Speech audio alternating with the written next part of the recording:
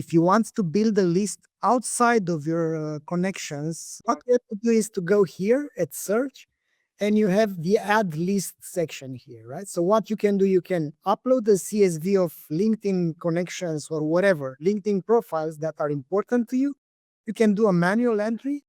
You can do the LinkedIn post where you are scraping all the people that have engaged with that post, or you can get everyone that have interacted with the LinkedIn profile or a company URL, which is important to steal the competitors of your company, for instance. And once you import them, there are no credits being, let's say, consumed for this action. You can add here 5,000 people or 200,000 people. It doesn't matter. So you can add them here.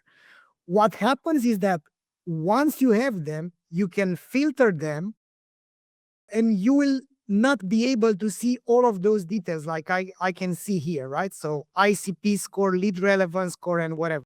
So if I want to enrich them, so to find out more about them, I will need to get all of them from here. So basically you select all of them from here, or you add this bulk action. So you do the enrichment. So what does enrich means?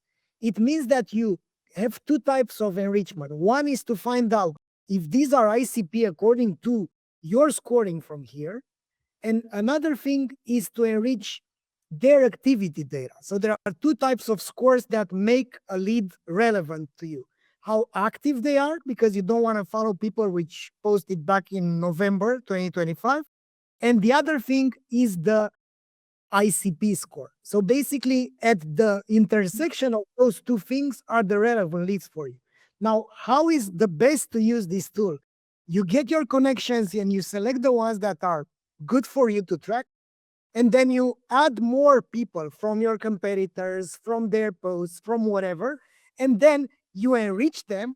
And then you select them, and the bulk action, once you have their ICP score, let's say it's between X and Y. Sorry, I don't have people here because we are making tests on the onboarding with the video. But basically you can select, oh, I want only the ICP that has 61 to 80. And I want only the ones that are having this activity score. There are more than 41. So these things lead to having those people, and then you will automatically have this opportunity to select them and to add to the team watch list or to my watch list, right? So basically, once you do this, then the credits are going to be consumed for you. So basically, that's how the credits work. That's how the enrichment and the ICP works.